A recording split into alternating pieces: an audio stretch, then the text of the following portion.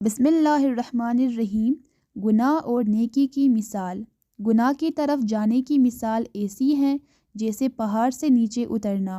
ایک قدم بڑھاؤ تو باقی قدم خود بخود بڑھتے جاتے ہیں۔ اور نیکی کی مثال ایسی ہے جیسے پہاڑ پر چڑھنا، ہر قدم پہلے قدم سے مشکل لیکن ہر قدم پر بلندی ملتی ہے۔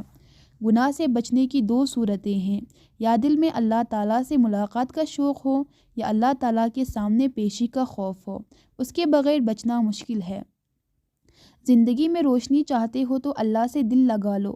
محبت کا ایک عمدہ پہلو یہ بھی ہے کہ یہ فکر کی عادت ڈالتی ہے۔ جب اللہ تعالیٰ سے محبت ہوگی تو اس کی ناراضگی کی بھی فکر ہوگی، پھر گناہ کا خیال بھی آئے تو انسان اس سے بچنے کی کوشش کرتا ہے۔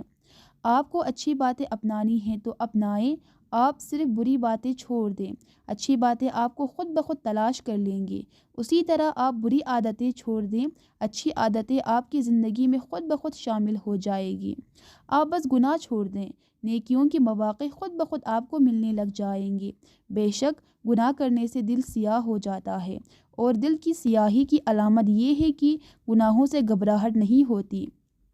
گناہ چھوڑتے ہی دکھ دور ہو جاتے ہیں، کیونکہ دکھ کا سبب ہی باقی نہیں رہتا۔ گناہ زہر کی مثل ہوتا ہے، اور زہر چاہیے کم ہو یا زیادہ، نقصان تو ضرور دیتا ہے۔ گناہ میں لذت ہے لیکن سکون نہیں ہے۔ گناہ کا موقع نہ ملنا بھی اللہ تعالیٰ کی نعمت ہے۔